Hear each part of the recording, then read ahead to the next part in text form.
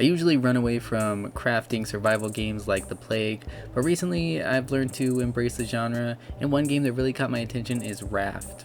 What makes Raft unique is the setting. You start off on this little wooden raft in the middle of the ocean. The only thing you have at your disposal is this makeshift hook on a rope, which you can throw out into the ocean and try to catch things. You're surrounded by all these scraps of garbage. You have wooden planks and plastic bottles and palm tree branches and different things floating around. Once in a while you'll come across a barrel that has all kinds of good stuff in it, but you're basically having to collect as many pieces of junk as you can in the ocean to craft new items, expand your raft, and survive. By the way, I'm joined today by Lucy, our dog. Hi, Lucy. Say hi. All the while you're trying to gather resources and expand your raft, you're going to need to replenish your hunger and thirst meters. You're going to need to find food, and you're going to need to craft a water purifier early on in the game so that you can turn the salt water around you into something drinkable. It takes a lot of effort to manage your hunger and thirst levels. I kind of wish they wouldn't deplete so quickly in this game, but it is what it is. You kind of get into the rhythm of things after a bit of time. And while you're going to be on your raft most of the time in this game, you will come across different islands, which give you a chance to, get off your raft for a little while and explore other areas. You can chop down trees and you can find fruit and other things to pick up. You'll also want to swim around underneath the water around the islands because you'll find valuable minerals. You'll find copper and stone and sand and seaweed and all kinds of different resources that will help you out on your journey as well. But you'll just have to watch out for the sharks. There's always a shark nearby, always. It gets a little annoying sometimes. Of course, you can fight off the shark, but it is also likely to kill you. As I've gone on playing, I kind of got the hang of avoiding the shark for the most part, at least surviving its attacks, and sometimes being able to fight them off and kill them. You can get shark meat and a cool shark head to wear like a hat if you do kill a shark, but they come right back. Always sharks everywhere, every time.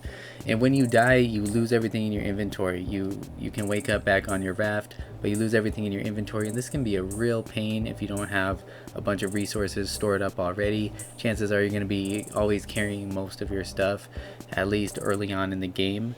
And also when you die, the game auto-saves, so you can't just reload your last save point and keep going from there, which I do not like that at all. I think it's stupid, but whatever. There were times when I died that I just decided to just start over from scratch. Forget going back to my raft. I just want to start a new game. I did that a few times, just starting over a new game and a new game and a new game. I probably could have gotten a lot farther in the game had I kept going. Maybe not. However far you get, it's fun just to restart and do it all over again. There's not too much of an end game here. There was a recent update that added a lot of new content and sort of an end game-ish type of deal where you might discover something important that tells you about what happened to the world. Why is everything flooded with water? Why are you where you are? There's a lot that we don't know about the story, and especially about the individual character that you play as, but there were hints, I feel, at future updates, and we can expect more big updates in the future that might uncover more and more mysteries while adding more content to the game as well. Like I said, the last update included some really big islands and new features.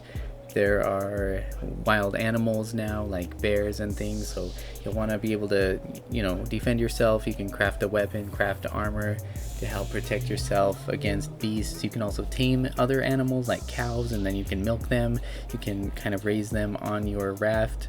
There's a whole bunch of really cool things you can do on your raft. You can farm, you can build crop plots and collect seeds from the islands, and then grow fruit and things on your raft. There's even a creative mode where you can just, if you just want to play peacefully and just build cool things, you can do that as well.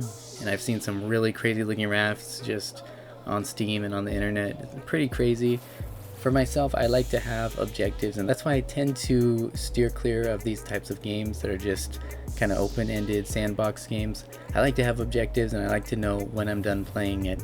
This is a game though where I could easily get lost in it, and I don't mean as in getting lost in the big blue ocean. I mean losing myself in the game. I mean spending a lot of hours in this game, just having a good time, trying to see all that the game has to offer. You can also co-op the game with a friend online. You can do 2 players co-op, sharing a raft and working together, which looks really fun. I didn't get to try it out for myself, but anyways, the game kind of is what you make of it, right? And it certainly has a lot to offer. There's a lot of content in here, a lot to love and a lot to explore. I would highly recommend checking it out if it looks cool to you at all. I had a great time with it, and I'm excited to see what they come out with in future updates. I'm expecting a lot more from this game, which is already a whole lot of fun.